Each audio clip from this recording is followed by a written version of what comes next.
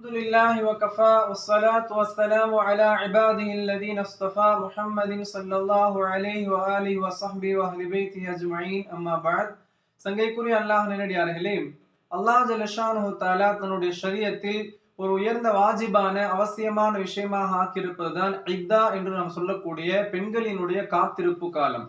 இதை பற்றி அநேகமான பெண்கள் நம்முடைய சமூகத்தில் பல்வேறு விமர்சனங்களை, அவர்களுக்கு அறிந்த விஷயங்களை அவர்கள் மனம் போன போக்கில் பின்பற்றுகிறார்கள். நிறைய பெண்கள் 40 நாட்கள் என்பதை கணக்காக வைத்துக் கொண்டு அதில் மட்டும் இத்தா இருந்து விட்டால் போதும் என்று அவர்கள் நினைத்துக் கொள்கிறார்கள். சங்கையானவர்களே, இத்தாவினுடைய காலத்தை அல் குர்ஆன் ஷரீஃபின் மூலமாகவும் ரசூலுல்லாஹி ஸல்லல்லாஹு அலைஹி வஸல்லம் புனிதமான ஹதீஸ்களின் மூலமாகவும் மிக தெளிவாக நாம் விளங்கிக் கொள்ளலாம்.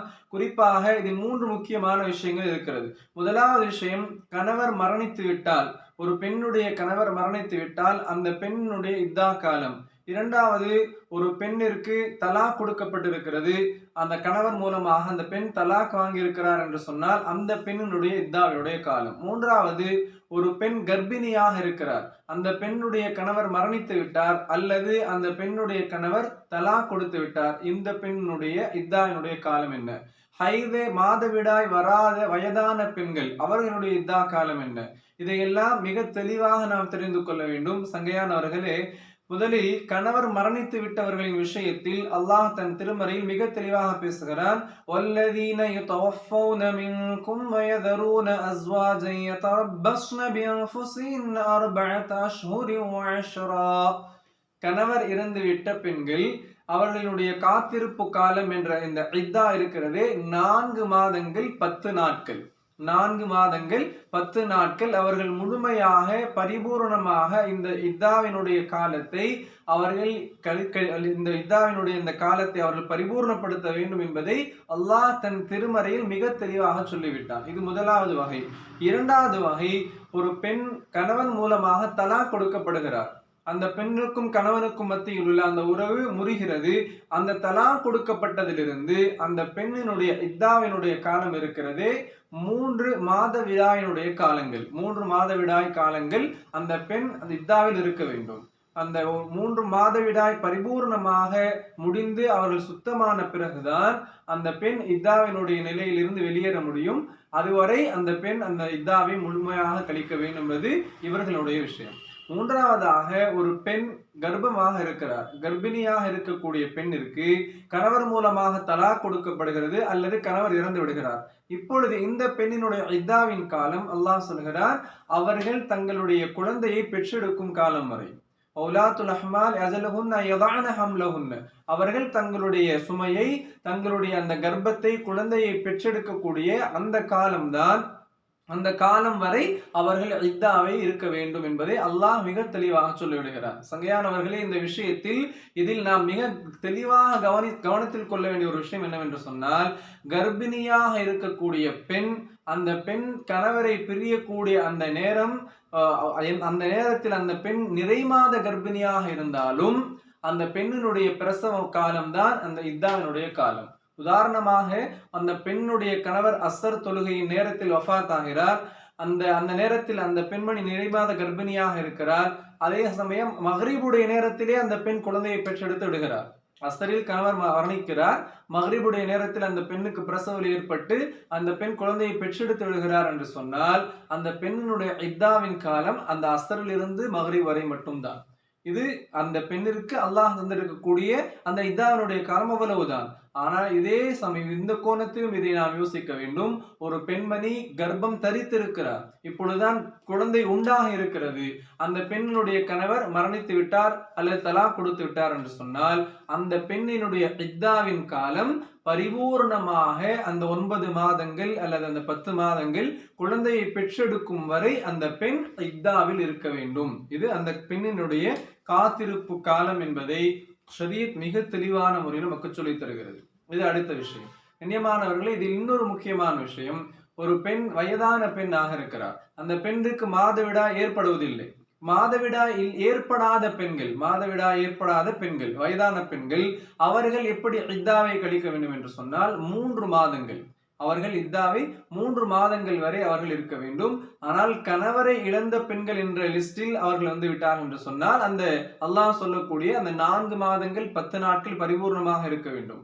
ஆனால் தலா கொடுக்கப்பட்டு விட்டார்கள் என்று சொன்னால் அப்படிப்பட்ட சூழ்நிலை இருக்கக்கூடிய வயதான பெண்கள் அவர்கள் தங்களுடைய இத்தாவை 3 மாதங்கள் பரிபூர்ணமாக இருக்க வேண்டும் என்பதை ஷரியத் மிக தெளிவாக நமக்கு சொல்லித் தருகிறது.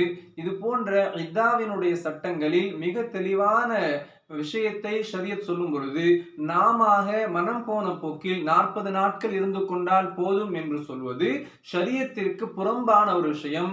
அல்லாஹ் ரசூல் நமக்கு காட்டி தந்திருக்கக்கூடிய வழிமுறைக்கு மாற்றம் செய்வது என்பது விஷயமாக ஆகிவிடும். இத்தா என்பது வாஜிபான ஒரு விஷயம். அவசியமாக அந்த இத்தாவை பெண்கள் அனுசரிக்க வேண்டும் என்பதை ஷரியத் மிக தெளிவாக நமக்கு சொல்லித் தருகிறது. எனவே இந்த காலங்களை தங்களுடைய அலங்காரத்தை வெளிப்படுத்தாதவர்களாக ஒரு அடிமையை போன்றெல்லாம் ஷரியத் இருக்க சொல்லவில்லை. நிறைய கிராமங்களில் நிறைய ஊர்களில் பெண்கள் வெள்ளை புடை அணிய வேண்டும், அதில் எந்த விதமான கலரும் இருக்கக்கூடாது, நகைகளை அதிகம் அணியக்கூடாது, அதே போல தன்னை எந்த விதத்திலும் மற்ற ஆண்களுக்கு மத்தியில் பேசவே கூடாது. இதெல்லாம் தவறான விஷயங்கள். ஆண்களிடம் பேசக்கூடாது, இது எப்பொழுதும் பேசக்கூடாதுதான். ஆனால் மஹரமான ஆண்கள் தங்களுடைய தந்தை, தன்னுடைய சகோதரர்கள், தங்களுடைய பிள்ளைகள், இது போன்ற ஆண்களிடம் கூட பேசுவதை சிலர் தடை செய்கிறார்கள். இது மார்க்கத்தில் இல்லாத விஷயம். அல்லாஹு தஆலா அனுமதித்த மஹரமான அந்த ஆண்களிடம் அந்த பெண்கள் தாராளமாக பேசலாம், தங்களுடைய விஷயங்களை பகிர்ந்து கொள்ளலாம். அநேகமாக தங்களுடைய அலங்காரத்தை அவர்கள் அதிகமாக வெளிப்படுத்தக்கூடாது. அதே போன்று வீட்டை விட்டு தேவையில்லாமல் வெளியேறி செல்வது, எந்த விதமான நிர்பந்தமும் இல்லாமல், எந்த விதமான அவசிய தேவையும் இல்லாமல் பெண்கள் இந்த காலங்களில் வீட்டை விட்டு வெளியேறக்கூடாது, நறுமணங்கள் பூசக்கூடாது. இதை ஒரு காத்திருப்பு காலம் என்பதை ஷரியத் மிக தெளிவாக நமக்கு சொல்லித் தருகிறது. இதில் அல்லாஹு தஆலா பல்வேறு ஞானங்களை வைத்திருக்கிறார். நாம் நினைக்கிறோம் ஒரு பெண் கர்ப்பமாக இருக்கிறாளா இல்லையா என்பதை தெரிந்து கொள்வதுதானே இதா என்று நினைக்கிறோம். சங்கையானவர்களே, இது இதற்காக மட்டுமல்ல, தன்னுடைய பெண்ணினுடைய எல்லா விதமான விஷயங்களையும் அல்லாஹு தஆலா பக்குவப்படுத்தக்கூடிய காலமாக இந்த இத்தாவை ஆக்கியிருக்கிறார். ஒரு பெண் தன் அடுத்த வாழ்க்கையை தேர்ந்தெடுக்க வேண்டும் என்று சொன்னாலும் இந்த காலங்களில் அந்த பெண்ணினுடைய சிந்தனை சரியாக தெளிவாக இருக்க வேண்டும். அந்த பெண் சரியான வாழ்க்கையை தேர்ந்தெடுக்க வேண்டும். அதே போல தன்னுடைய வயிற்றில் இருக்கக்கூடிய எல்லா விதமான அந்த கழிவுகளும் வெளியேற வேண்டும். ஒரு கணவன் மூலமாக பெண்ணிற்கு ஏற்படக்கூடிய எல்லா விதமான தொடர்புகளும் முறிய வேண்டும் என்று சொன்னால் குறைந்தபட்சம் அந்த 3 மாதங்களை அந்த பெண் சரியான முறையில் கடக்க வேண்டும். அப்பொழுதுதான் ஒரு ஆங்கிலேய அறிவியல் ஆராய்ச்சியாளர் இதை ஆராய்ச்சி பூர்வமாக இதை உறுதி செய்கிறார். ஒரு பெண்ணினோட ஒரு ஆண் மூலமாக ஒரு பெண்ணிற்கு ஏற்படக்கூடிய அந்த உறவிலிருந்து அந்த ஆணினுடைய செல்கள் அந்த பெண்ணினுடைய கர்ப்பப்பையில் எத்தனை காலங்கள் வரை இருக்கும் என்று சொன்னால் சுமார் 3 மாதங்கள் முடிவடையும் வரை அது இருக்கும். அதற்கு பிறகு அது செல்லும் என்பதை அவர் தெரிந்து கொண்டு அதற்கு பிறகு குர்ஆனில் அந்த விஷயத்தை பார்த்து அவர் இஸ்லாத்தை ஏற்றுக்கொள்கிறார். இதையெல்லாம் அல்லாஹு தஆலா ஷரியத்தில் சாதாரணமாக வைக்கவில்லை. அல்லாஹ் அனைத்தையும் அறிந்தவனாக மிகவும் நுட்பமானவனாக இருக்கிறான். எனவே அல்லாஹ் சொல்லக்கூடிய ஷரியத்தினுடைய வாஜிபான இந்த அவசியமான இத்தாவினுடைய காலங்களை பெண்கள் பரிபூர்ணமாக இருக்க வேண்டும். அல்லாஹ் ஜல்ல ஷானஹு தஆலா அப்படிப்பட்ட சிறந்த பெண்மணிகளாக இந்த விஷயத்தை அல்லாஹ் விரும்பக்கூடிய விதத்தில் இந்த இத்தாவினுடைய காலங்களை நிறைவேற்றும் பாக்கியத்தை அல்லாஹ் தந்தருள்வானாக. இந்த இத்தாவினுடைய காலங்களில் பெண்கள் கவனிக்க வேண்டிய இன்னொரு முக்கியமான ஒரு விஷயம், ஒரு பெண் தன்னுடைய குடும்பத்தினுடைய சுமை, தன்னுடைய குடும்பத்தினுடைய சூழ்நிலையை கருத்தில் கொண்டு அந்த பெண் தான் உழைக்க வேண்டும் என்ற நிர்பந்தமான சூழ்நிலை, யாரினுடைய உதவியும் இல்லாத ஒரு சூழ்நிலை இருக்குமானால் அவர்களுக்கு மார்க்கம் அனுமதி தருகிறது. அவர்கள் பகல் நேரங்களில் வெளியில் செல்லலாம். ஆனால் இரவு வேறெங்கும் தங்காமல் தங்களுடைய வீடுகளில் இருந்து அந்த இத்தாவை அவர்கள் பரிபூர்ணப்படுத்த வேண்டும். இது நிர்பந்தமான சூழ்நிலையில் மட்டும்தான். அதே போல இந்த பெண்கள் இத்தா இருக்கக்கூடிய காலங்களில் அடுத்த திருமணத்தை பற்றி உண்டான பேச்சுவார்த்தைகளை பேசக்கூடாது. மார்க்கம் அதை அனுமதிக்க மறுக்கிறது. ஏனென்று சொன்னால் அடுத்த திருமணத்தை பற்றி முன்னரே பேசி வைத்துக் கொள்ளலாம் என்ற எண்ணத்திலும் அவர்கள் ஈடுபடக்கூடாது. இது போன்ற விஷயங்களை அந்த பெண்களின் கவனத்திற்கு கொஞ்சமும் கொண்டு செல்லக்கூடாது என்பதை இஸ்லாம் ஷரியத் நமக்கு மிக தெளிவாக எச்சரித்து கூறுகிறது.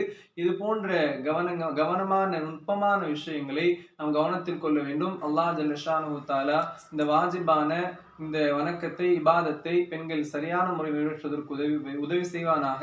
நம்முடைய இந்த இத்தாவினுடைய சட்டங்களை பற்றி நம்முடைய யூடியூபுடைய சப்ஸ்கிரைபர் ஒருவரினுடைய கேள்வி, அவருடைய இந்த தேடலின் காரணமாக இந்த விஷயம் பதிவு செய்யப்படுகிறது. அல்லாஹ் ஜல்ல ஷானஹு வ தஆலா இதை நம் அனைவருக்கும் பலனுள்ளதாக ஆக்கி அருள்வானாக. வாஹிர் தஅவானா அல்ஹம்துலில்லாஹி ரப்பில் ஆலமீன். அஸ்ஸலாமு அலைக்கும் வரஹ்மத்துல்லாஹி வபரகாத்துஹு.